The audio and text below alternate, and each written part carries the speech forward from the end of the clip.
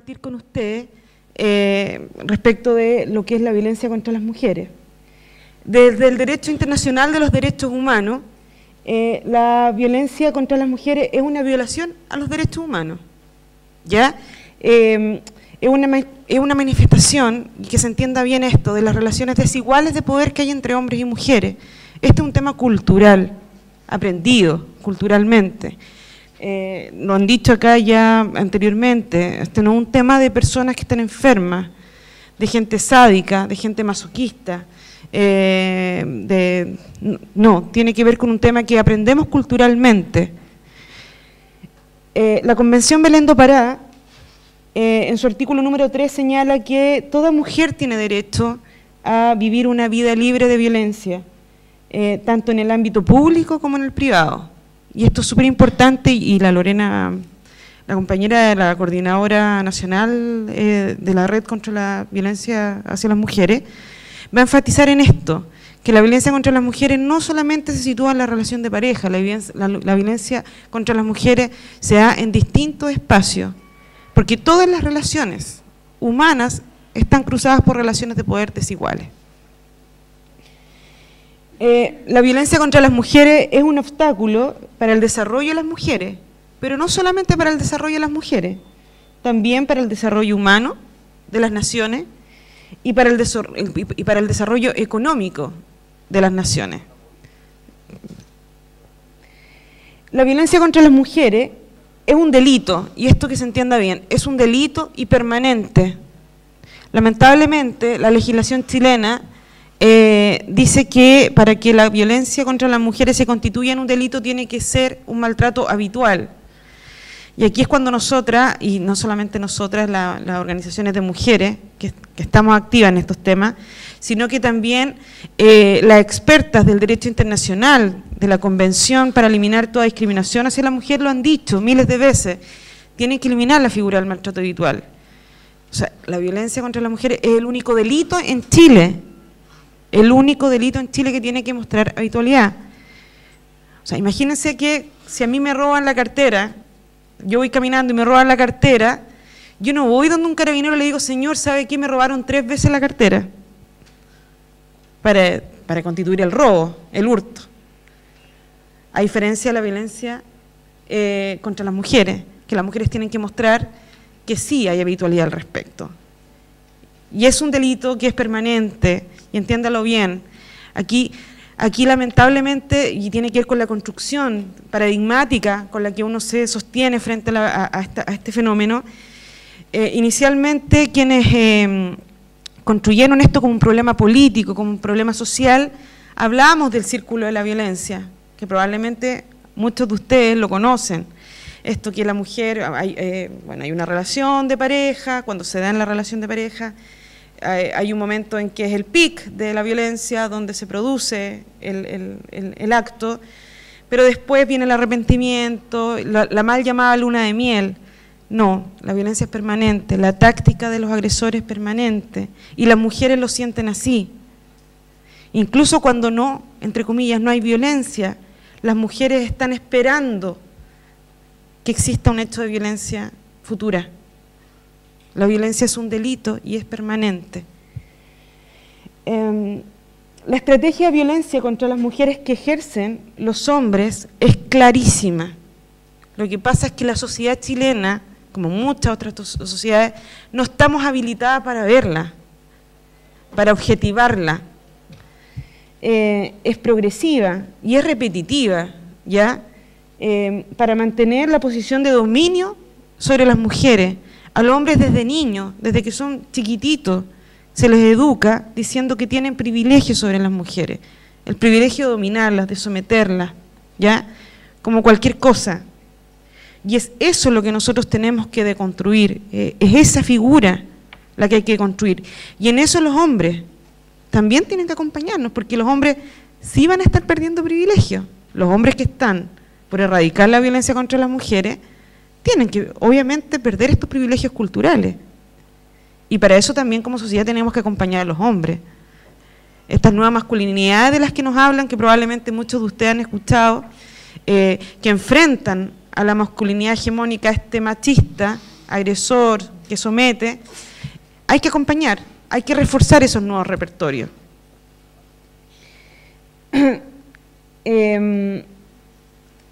Les diré que no veo nada, absolutamente nada, porque estoy súper chueca. Así que me voy a parar un poco para ver lo que yo escribí. Ya, en América Latina hay un dato que es que no todos los países disponen de estudios al respecto, ¿ya? Y eso es grave, porque los estados están comprometidos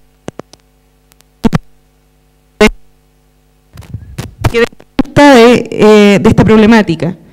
Hay estudios disponibles que indican que entre un 30 y un 75% de las mujeres adultas sujeten a abuso psicológico, mientras que entre un 10 y un 30 sufren lo que es la violencia física. ¿Qué pasa en Chile? ¿Ya? En Chile, según la encuesta de victimización, ojo que la encuesta de victimización no es lo mismo que un estudio de prevalencia, es decir, un estudio serio en lo que respecta a la violencia contra las mujeres. Dice que 1 de cada 3 mujeres en Chile está viviendo o ha vivido violencia los últimos 12 meses. ¿Ya? Eso es de la incidencia del fenómeno. Punta Arenas, en el dato, en Punta Arenas dice que el 6,8% de las mujeres encuestadas declararon haber vivido violencia los últimos 12 meses. Como Observatorio de Género y Equidad, a nosotros nos llamó mucho la atención este dato, ¿ya? Nos llamó la atención el dato porque en realidad era demasiado baja en relación al resto de las regiones. Consultado el director, quien dirigió el estudio, que es Adimark, que es lo que hacen encuestas políticas, otras de mercado, como que si la violencia contra las mujeres es de mercado.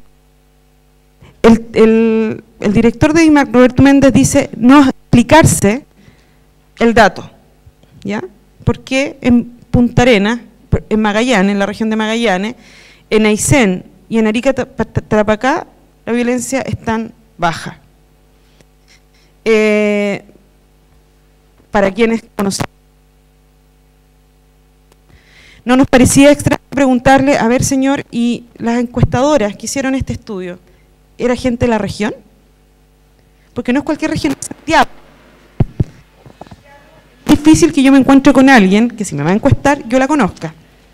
Pero ustedes, que son una ciudad pequeña, todos se conocen.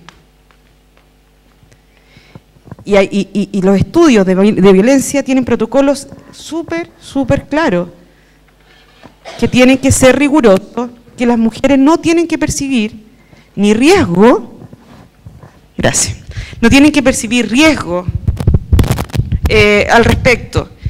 Y si a mí me entrevista la sobrina del panadero de la ciudad, efectivamente yo no voy a declarar que estoy viviendo violencia. Por miedo, por vergüenza y porque siento que está corriendo riesgo mi vida, ¿cierto? No nos quedamos tranquilas con preguntarle por Twitter, que nos respondió que efectivamente las encuestadoras eran de la ciudad. Lo preguntamos también a la gente de... lo preguntamos por transparencia al mismo Ministerio del Interior, y el Ministerio del Interior nos ratificó que efectivamente eran mujeres de la ciudad. Las encuestadoras eran mujeres de la ciudad. Y frente a eso nosotros dijimos, aquí el estudio está mal hecho metodológicamente, planteado metodológicamente mal. A la fecha, hay otro dato que no es menor, a la fecha van 36 mujeres asesinadas por sus exparejas. Esto es según la ley de femicidio, que es restringida para Chile, porque Chile solamente se fija en las relaciones de pareja y que tengan relación de convivencia, matrimonio, etcétera. El resto de las mujeres que mueren por el hecho de ser mujeres no están contempladas, pero sí lo contempla la Red Chilena contra la Violencia, donde nos dice que este año fueron 61 mujeres las mujeres asesinadas en Chile, por el simple hecho de ser mujeres. ¿Perdón? Perdón, 51, me equivoqué.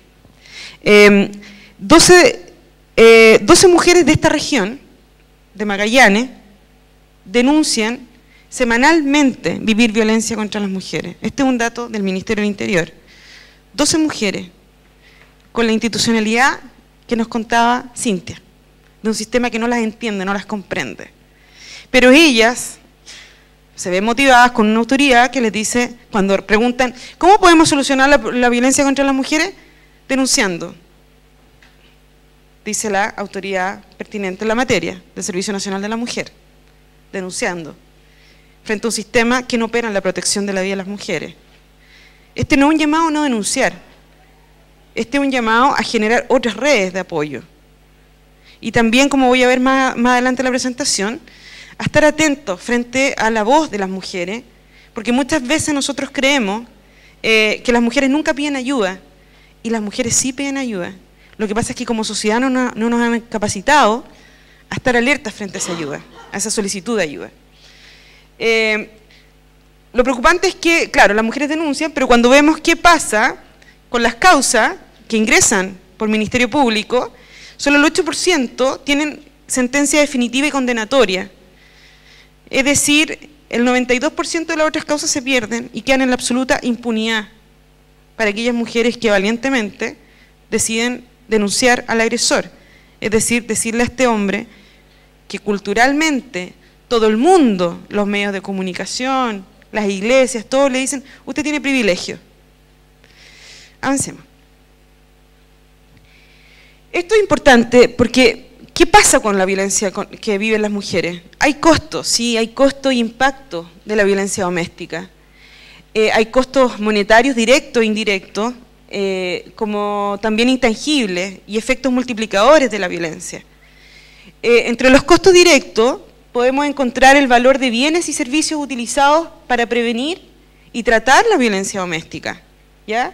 Por ejemplo, policía, seguridad privada, juicios, cárcel, atención en salud, servicios sociales. Están los costos indirectos de la violencia, como consecuencia en la posibilidad de trabajo de las víctimas, disminución de la productividad, incluido las penas privativas de libertad para los victimarios, y crecimiento de la mortalidad y la morbilidad. Costos intangibles, como la disminución de la calidad de vida, el dolor, el sufrimiento, el temor, la angustia, el sufrimiento de las víctimas y el entorno de la víctima.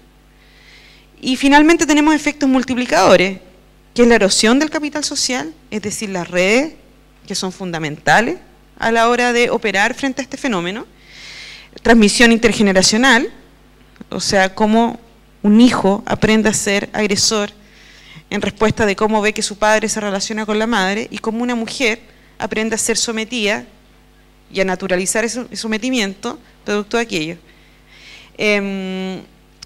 Y el comportamiento disfuncional, la fuga de cerebro. Fuga de cerebro se le llama a mujeres que son... O sea, yo participé, tuve el privilegio de coordinar la primera investigación que se hizo en Chile sobre el impacto de la violencia doméstica en el trabajo remunerado de las mujeres.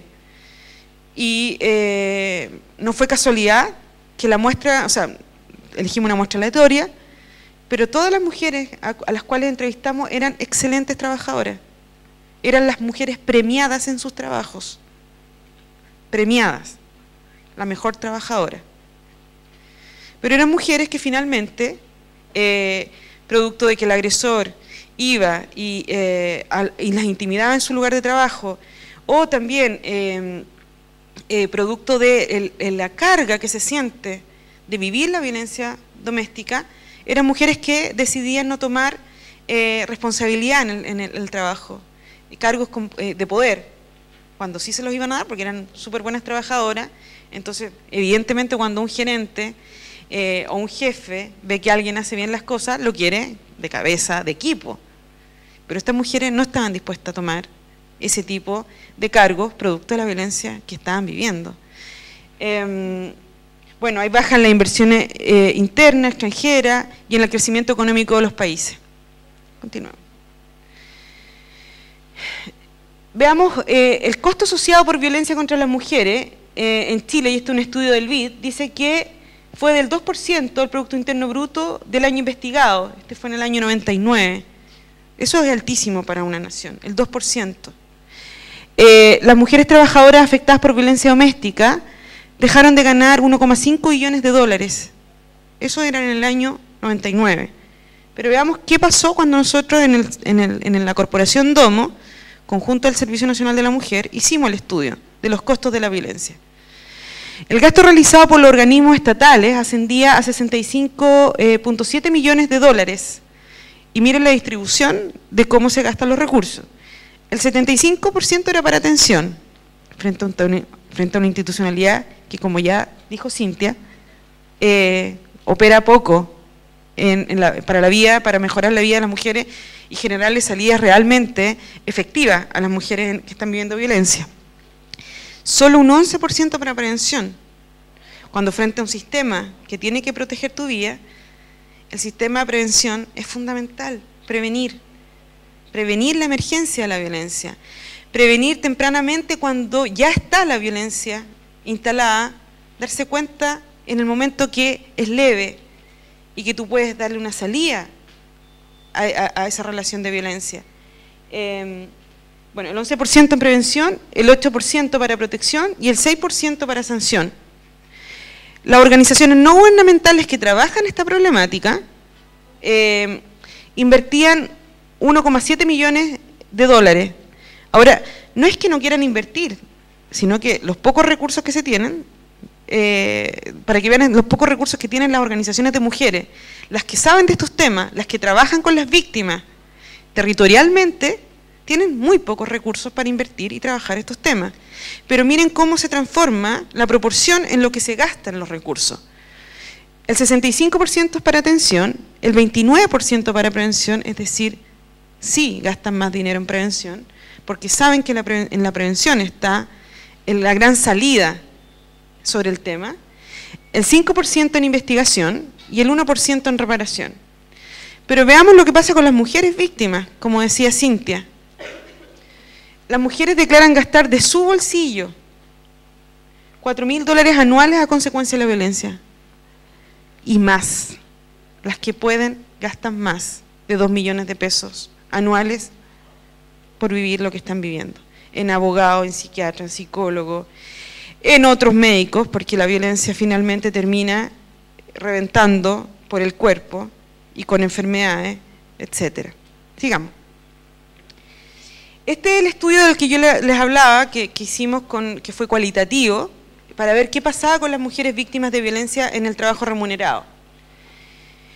Y ellas manifestaban que había, bueno, primero el silencio, que es muy típico en las mujeres víctimas de violencia, y la vergüenza que sentían de que se les notara que eran mujeres víctimas de violencia, ¿ya? El esconder que eran víctimas de violencia. Habían problemas de inserción, de mantención en el trabajo y finalmente del desarrollo laboral que yo les hablaba a ustedes, es decir, de tomar decisiones, de tener mejores cargos al interior de la empresa, de capacitarse.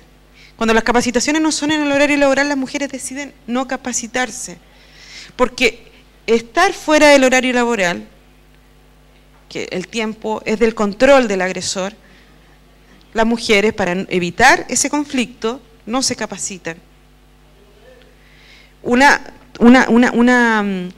cargo de responsabilidad significa que muchas veces las personas tienen que quedarse mayor tiempo de el que tiene la jornada laboral para reuniones, etcétera.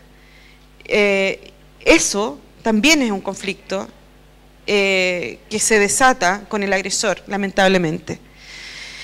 Pero por otro lado nos encontrábamos con el valor que les asignaban las mujeres al trabajo. ¿Y por qué se desempeñaban tan bien? Porque era el espacio de...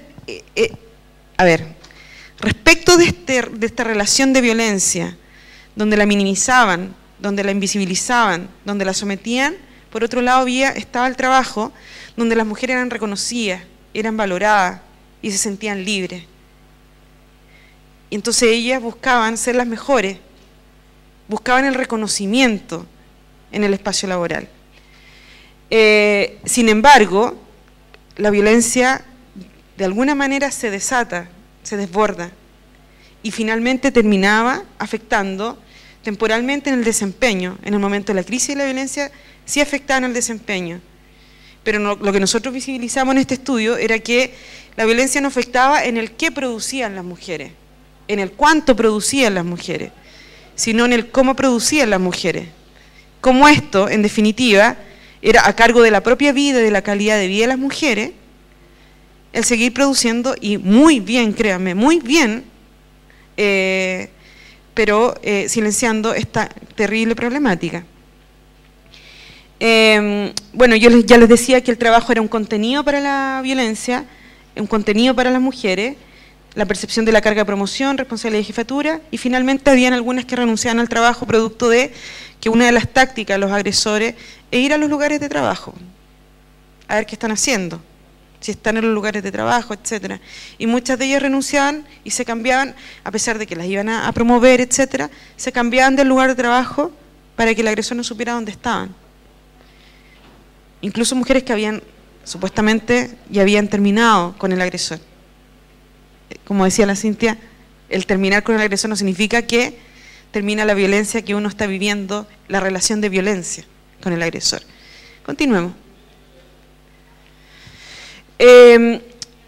Hay otro estudio que es del año 2010, donde se consultó a mujeres víctimas de violencia, se le hizo una encuesta en 5 grandes empresas. Una de esas era NAP, ¿ya? Y fíjense bien las respuestas que daban las mujeres sobre base absoluta,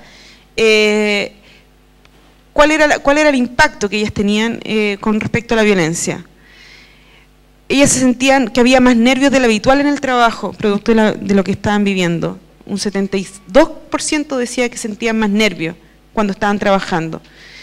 El 43% decía que había un temor a que los compañeros se dieran cuenta, o sea, ellas escondían la relación de violencia que estaban viviendo. Había más cansancio de lo habitual en el trabajo, independientemente que lo hacían súper bien, evidentemente se sentían más cansadas, porque tenían que invertir más energía. Sí, a ver, esconder la violencia que uno está viviendo cotidianamente, hay que tener habilidades de actriz frente al tema. O sea, es toda una construcción de un otro yo, frente a seres que somos integrales. Y la persona que sale de la casa, que es víctima de violencia, y que cierra la puerta, es la misma que llega al trabajo y se sienta a producir. Somos seres integrales, por eso es que nosotros decimos que aquí todos tenemos que reaccionar frente a este fenómeno. Todos tenemos que comprometernos a trabajar sobre este fenómeno, a erradicarlo. Bueno, y ahí hay otros datos que se los dejo que son también importantes, como no ir al trabajo por días u horas cuando se desata la crisis, se desata la violencia. Continuemos. ¿Por qué las empresas y las organizaciones deben ocuparse de la violencia doméstica? Porque primero es un problema para la relación trabajo-familia-persona, es decir, finalmente porque afecta la calidad de vida de las mujeres. Porque hay una alta exigencia de autorregular la atención y concentración al trabajo, por un tema de valoración del personal, ¿ya? La empresa se ocupa de cómo están las personas, o debiera de ocuparse de cómo están sus trabajadores. De hecho, para las grandes mineras es un tema de seguridad, tanto para la víctima como para el agresor. El malestar de los hombres, el mal-estar de los hombres, es un tema de seguridad en las mineras. Hombres que están pensando que sus mujeres los están engañando o que no están haciendo lo que ellos les pidieron que hicieran durante el día, son hombres que no están ocupados de estar haciendo lo que tienen que hacer con maquinaria pesadísima, que pueden morir, que pueden tener un accidente fatal y con costos que no solamente tienen que ver con vida humana, sino que económicos para las empresas que invierten muchísimo, como las mineras. Reputación y prestigio, un problema de país y de todo. No hace menos competitivo como organización y como país. Trabajo seguro, ya lo decía, la seguridad laboral en el trabajo y más allá de los espacios significativos. Ambientes laborales positivos y prevención de sanciones judiciales a hombres, de asistencia a servicios, de salud, de riesgos de accidente. ¿Qué se puede hacer desde el espacio laboral? Y esto es algo que lo han hecho organizaciones de mujeres. De hecho, la Corporación Domos trabajó mucho con empresas, y hay muchas empresas que hoy día están instalando buenas prácticas laborales para la equidad de género, para la igualdad de género. Y una de las políticas que instalan, por ejemplo, como Laboratorios Vagó, que es un ejemplo emblemático frente a la lucha contra la violencia hacia las mujeres, han instalado una política antiviolencia transversal al negocio de la empresa, lo toman como parte del cuerpo del negocio, como parte de la estrategia del negocio de la empresa, ¿ya? Ahora, Laboratorios Bagó lo hace porque ellos, lamentablemente, vivieron el asesinato de una de sus mejores trabajadoras. O sea, y una trabajadora que nunca dijo, nunca, y probablemente lo dijo, pero nadie la supo escuchar. Y hoy día ellos, Laboratorios Bagó, que es maravilloso lo que hacen, ellos capacitan a sus trabajadores y trabajadoras en primer apoyo. Y para los que no saben lo que es primer apoyo, esta escucha activa. Es la primera escucha que muchas veces las mujeres cuando deciden denunciar, que alguien las escuche con respeto, con dignidad, y además que las sepa derivar y acompañar en el tema de la denuncia o lo que la mujer decida hacer con esta primera, con esta primera apertura frente a hablar del tema. Bueno, puede haber una redacción de la política antiviolencia inspirada en los principios y valores de la empresa. Hay metas y cronogramas en el ámbito de los recursos humanos, de la responsabilidad empresarial, de las comunicaciones, comprensión sobre el problema y sus implicancias en las personas, familia, trabajo y la importancia del rol de cada miembro de la comunidad laboral que juega en el abordaje de la violencia, establecer procedimientos y medidas de apoyo, ¿ya? O sea, ¿cómo me hago cargo como empresa de que este problema lo viven demasiadas personas? Elaborar protocolos de seguridad para implementar en el lugar de trabajo, o sea, ¿qué hago yo si llega el agresor al lugar de trabajo? ¿Qué tiene que hacer? ¿Cómo tenemos que reaccionar como empresa si llega a suceder?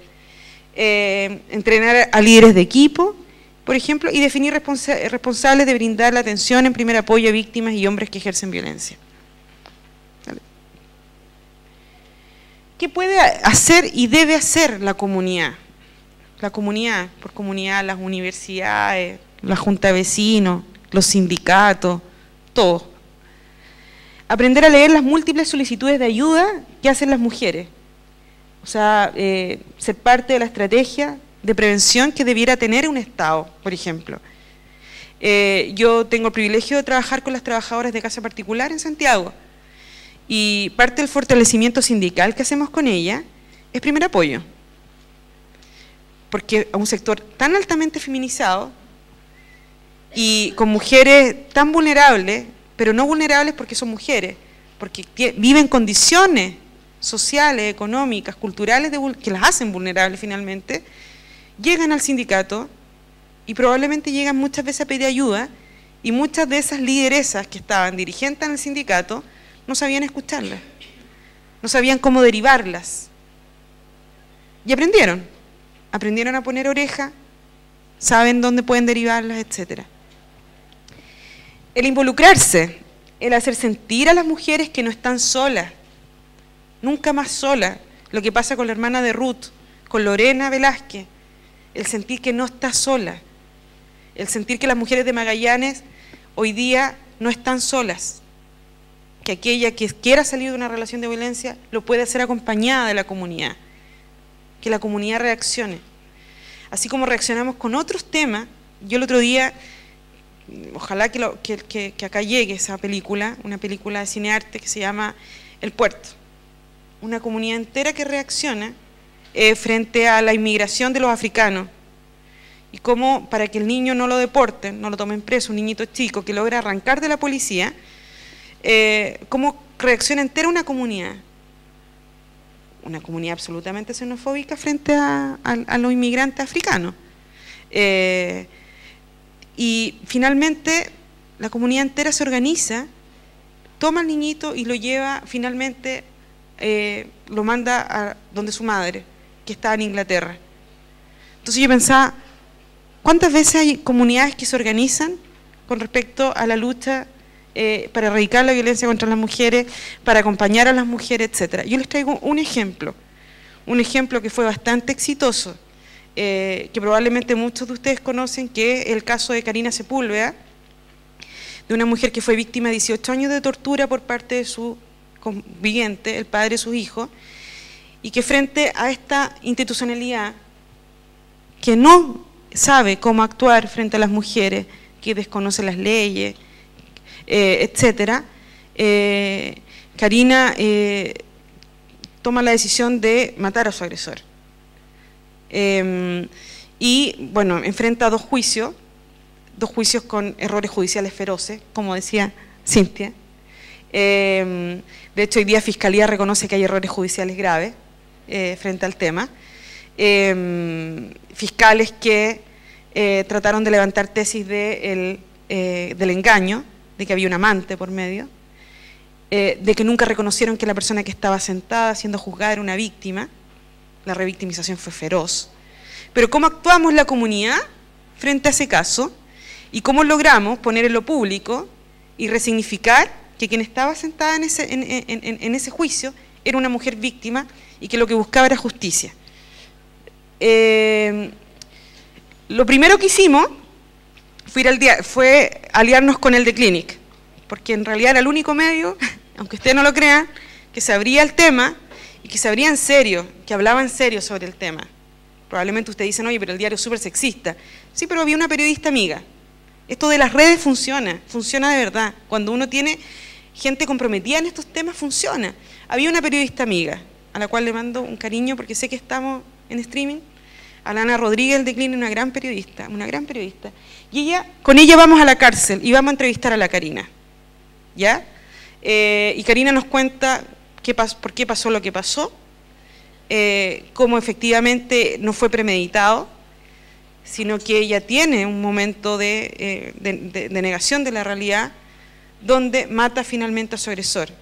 Y lo mata durmiendo, frente al monstruo porque ella construye un monstruo. O sea, la violencia que ella vive, la tortura que ella vive durante 18 años es tan feroz que ella siente que se relaciona con un monstruo. Y entiendan bien ustedes porque uno dice, a ver, no, hasta uno que trabaja en esos temas, no, ella lo planificó, o sea, esto no puede ser. Pero cuando uno le pregunta a Karina y empieza a relatar la historia de violencia y cómo sucede el acto, ella me dice, y yo cuando lo disparo, yo pienso que él se va a levantar y que me va a matar. O sea, fíjense ustedes el monstruo que tenía construido ella de su agresor. Un hombre que estaba muerto, ella siente que va a vivir, sobrevivió y que la va a matar. Entonces, efectivamente, ese relato, para quienes sabemos de violencia contra las mujeres, nos hace reconocer inmediatamente que sí, es un dato verídico, real, una mujer víctima de violencia, etc. Bueno, y esto fue casual, el tema del Twitter. Debo decir que fue casual porque estábamos en la audiencia y estábamos con Ana Rodríguez también, y como las audiencias son públicas, los juicios son públicos, dijimos, oye, pongamos esto en Twitter para que la gente vea qué están haciendo los fiscales, cómo tratan los fiscales a Karina, cómo la revictimizan, cómo hablan de la violencia contra las mujeres sin saber lo que hablan, y ojo que eran fiscales especializados en violencia. O sea, imagínense la calidad de cómo los equipos técnicos están capacitados en este país. Y lo pusimos en Twitter. Y logramos que la gente se involucrara. Me queda poco tiempo. Ya. Pero no me queda nada, así que no se preocupen. Logramos que la comunidad tuitera, que no es menor, porque ahí hay mucha gente influyente, se involucrara. Y hoy día hay alguien que nos acompaña que se involucró totalmente, que después incluso fue al juicio, que es la Anita María Gasmuri. Pero se involucró mucha gente a través del Twitter. Bueno, fuimos a radio, hicimos una carta a los jueces del Tribunal Oral en lo Penal para que absolvieran a Karina, etcétera. Sigamos. Las compañeras de la red chilena, en el segundo juicio de Karina, se involucraron, pero absolutamente. O sea, hicieron estos carteles y Santiago Ontero estaba, y sobre todo cerca de el Tribunal Oral de lo Penal de Puente Alto, estaba pero lleno de justicia para Karina. El día del juicio iban a meter bulla, acompañamos a Karina durante el juicio, etcétera. Y bueno, y a los defensores de Karina, los vinculamos a la Corporación Humana, que es una de las organizaciones expertas en derecho internacional de los derechos humanos de las mujeres. Entonces, habíamos armado toda una red de acompañamiento, donde sentíamos que no podíamos perder y que Karina tenía que ser absuelta del crimen que había cometido. Y lo logramos. Logramos que la hija del casero de la feria, que era mi casero de la feria, y por eso finalmente yo termino involucrándome en el caso de Karina, porque, o sea, gente que conozco desde que soy chica, logramos que las organizaciones de mujeres, que en general a veces no actuamos juntas y a veces nos peleamos mucho. Ustedes no se imaginan cómo nos peleamos las organizaciones de mujeres, pero esta vez actuamos todas juntas, y haciendo lo que cada una mejor sabía hacer, humanas con respecto al derecho, las compañeras de la red con el activismo, el Observatorio de Género y Equidad con la comunidad tuitera, la compañera de Clinic Feminista con el reportaje, etcétera. Cómo la comunidad finalmente termina haciendo lo que el Estado no hace y debiera hacer. Sigamos. ¿Qué se espera y deben hacer las instituciones, las personas con las que las mujeres denuncian? Y esto es lo que no le pasó a Cintia y que ella esperaba cuando fue a hacer la denuncia, no le sucedió. Escucharla y acoger su experiencia y sentimiento. Si la mujer, muchas veces es la primera vez que la mujer está hablando. Y eso puede hacer que la mujer continúe o que la mujer se retracte. Y aquí es súper importante lo que dijo, a mí me pareció pero fundamental lo que dijo Cintia, reparar en lo que dijo Cintia cuando ella dice, a ver, la gente no entiende y después preguntan por qué las mujeres se retractan. Nosotros con Lorena estuvimos hace pocos días, el 21, con el fiscal que tuvimos la suerte, no sé si la suerte, vamos, la mala suerte, de estar con el fiscal que perseguía el crimen de Karina, el que quería encerrar a Karina, ¿ya? O el que tenía el deber de encerrarla, en realidad no es que él quisiera como persona, pero tenía el deber como fiscal de encerrar a Karina, de juzgarla y encerrarla. Y él hablaba, en el panel tenía que hablar sobre la retractación. Ninguno de las razones de retractación de las mujeres tiene que ver con el sistema, de las razones que él dio. Ninguna. Todas tienen que ver con la mujer y su entorno. Que la mujer tiene miedo, que la mujer tiene vergüenza, que los hijos de la mujer le dijeron que pobre papá, pero ninguno tiene que ver con esto que habla Cintia.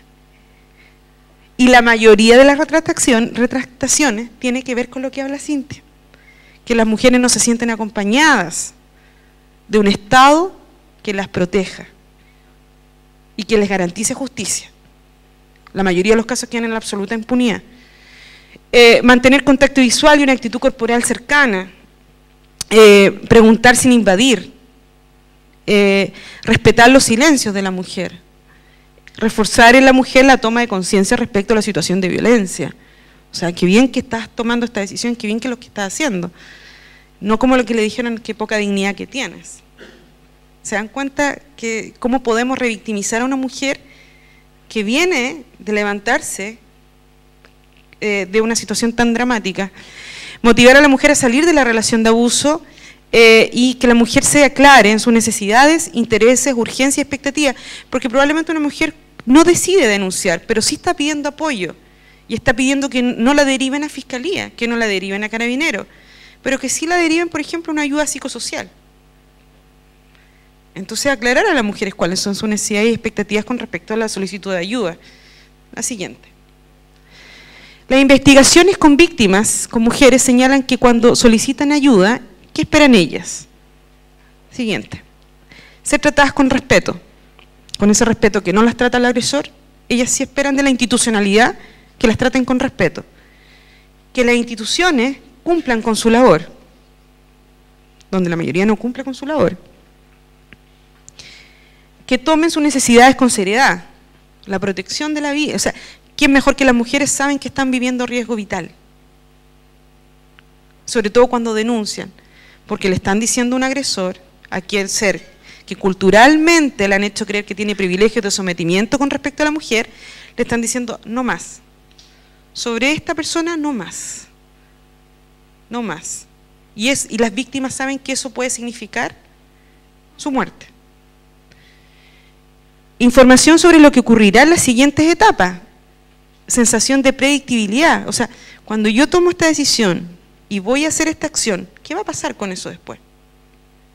Las víctimas necesitan de eso, certidumbre, espacio para tomar sus decisiones, pero con conocimiento seguro. Siguiente. Y finalmente los principales principios básicos de una atención de calidad, el tema de tratar con dignidad a las mujeres, con respeto, y que saber que en ese momento tú ya estás comenzando con algo tan importante en la vida de las mujeres, que es la reparación. Y esto lamentablemente a quienes operan en la institucionalidad se les olvida. Entonces, hay que tratar con respeto a las víctimas, restaurar lo más posible el sentido de dignidad de las víctimas, eso que le quitó el agresor, restaurarlo, ayudar a recuperar un sentido de control sobre las personas y sus vidas a las víctimas, y no perder nunca de vista la seguridad de las víctimas y las sobrevivientes. Nunca. Que el tema de la seguridad es fundamental.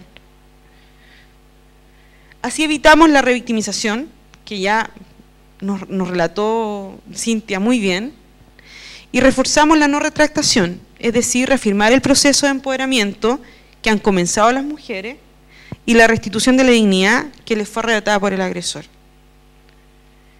Eso venía yo a comentar. Gracias.